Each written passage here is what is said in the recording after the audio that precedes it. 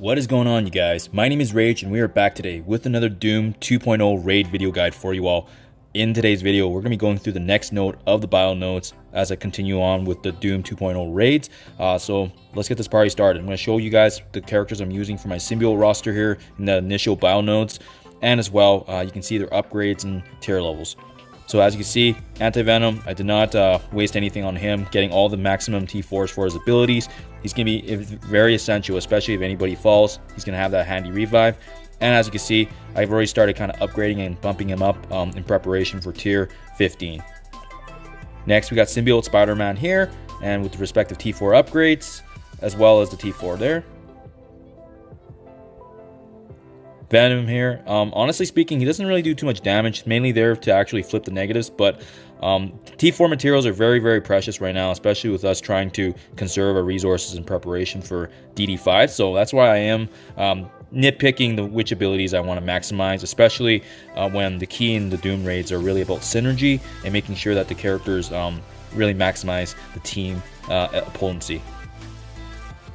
We got Scream here, reducing the reduction meter, turn meter for the enemies, and as well you can see with her I maximize the T4 of her special, having that offense down, as well as being able to spread and strip away the positive buffs from the enemies. And lastly, provide that synergy with the roster to ensure everyone's getting those increased number of turns, especially when the health meter goes down. We got Carnage here with his respective upgrades. The big one is just his passive here with Frenzy Fury, just really allowing for that chance to heal, and as well as that fill up the speed bar to allow our team to actually get those additional attacks in. So that concludes the symbiote roster right now. Let's dive right into the gameplay here for the second node. So just setting up my roster here so you can see the total 5 characters for my symbiotes, 622k total power, and you already saw the respective upgrades. Starting off with this node, it is very difficult to actually one-shot it. I think you're going to need a more powerful roster than myself in order to get through it, but this one's a little trickier than the first node in the sense that we have to be a little bit more careful who we attack. So we don't really get a choice in the beginning here, but I use Carnage's ultimate there to inflict some damage on Crossbones, and you can see I actually inflict the stun on him as well, and the main reason is because I want that slow on all the enemies, and as well as making sure that we have a lot of negative conditions kind of spreading around. The next key piece is really activating Anti-Venom's ultimate to allow all those buffs to actually land on our team right now, as you can see. And that's extremely important because in this beginning phase, these characters on the other side are doing a lot of damage to us.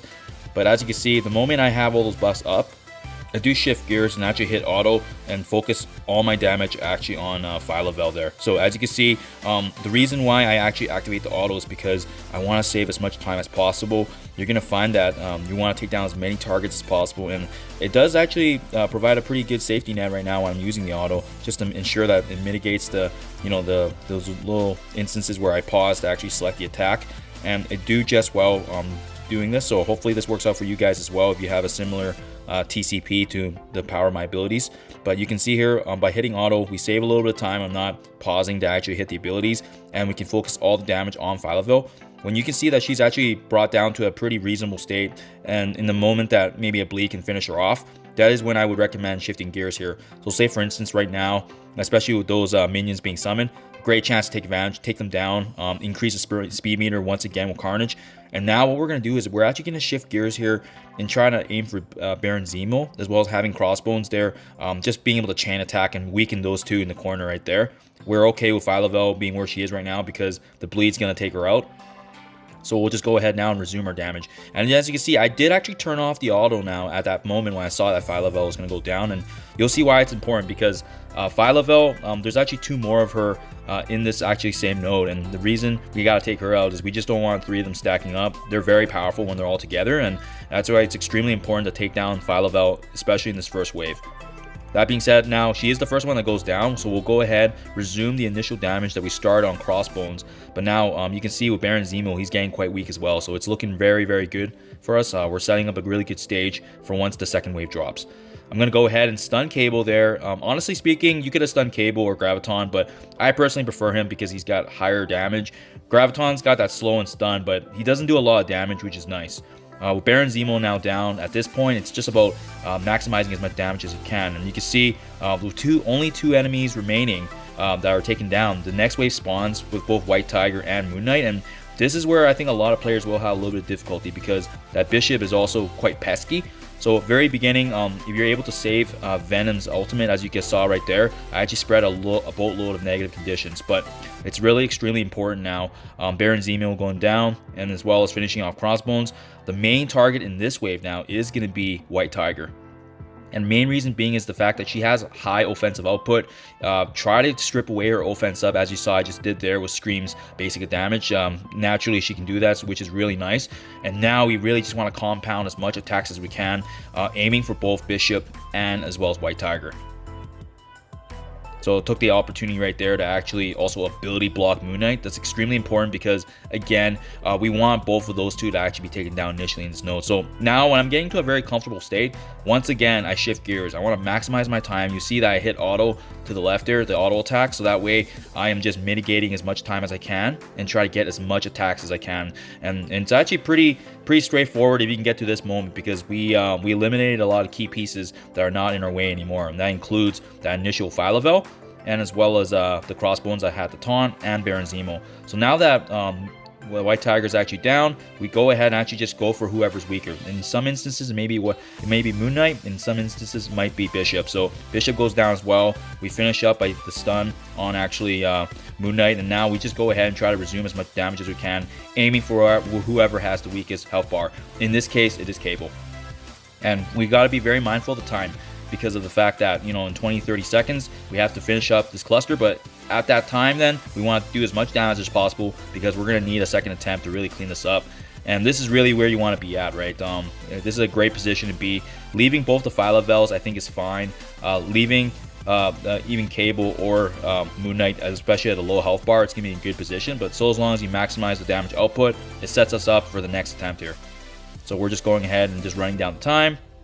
Beautiful. And that's a solid attempt. That's really where you want to be. So I'm going to jump straight back into the second attempt now, and you can see it's going to be very straightforward. This is ideally where you want to be.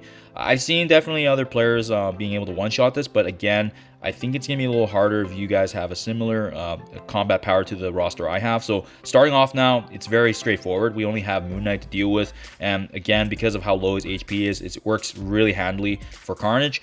And now in this second attempt here, this is where I would stress that we got to be mindful of the abilities, because especially, I'm not sure how much effort you guys will put in with the boss, but generally it's a hand-in-hand effort with your team, and you just never know if you may have to clean up and follow up with your fellow teammates. So with that being said, then I do like to save and conserve my abilities in this last attempt here, just to make sure that I have the opportunity to actually help out for the boss if needed.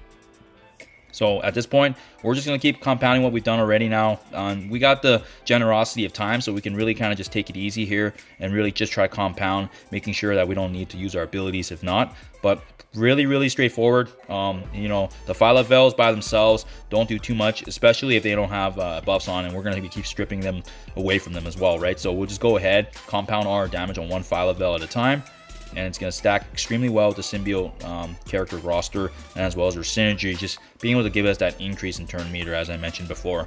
So the big key is, once again, stacking on those negatives and making sure that we focus one target at a time, because it's going to give us that increase in turn meter, and hand in hand, just using those timely stuns and ability block when needed, such as what we did earlier when we saw White Tiger and Moon Knight being spawned in the next wave. So really beautiful run right here. Sometimes it doesn't work out, maybe based on the attack order or luck, but I think generally this has worked out pretty consistent as of late, now that I've got a rhythm down for this, because definitely the attack order is the most important thing, especially for the second node, where things can definitely go wrong if one of your key symbiote characters, such as Anti-Venom or even Carnage, going down earlier rather than later. So there you guys have it. Hope you enjoyed this video. Hope this is able to provide insight for the second node of the Bio Nodes for Doom 2.0. As always, I'll see you guys in the next one.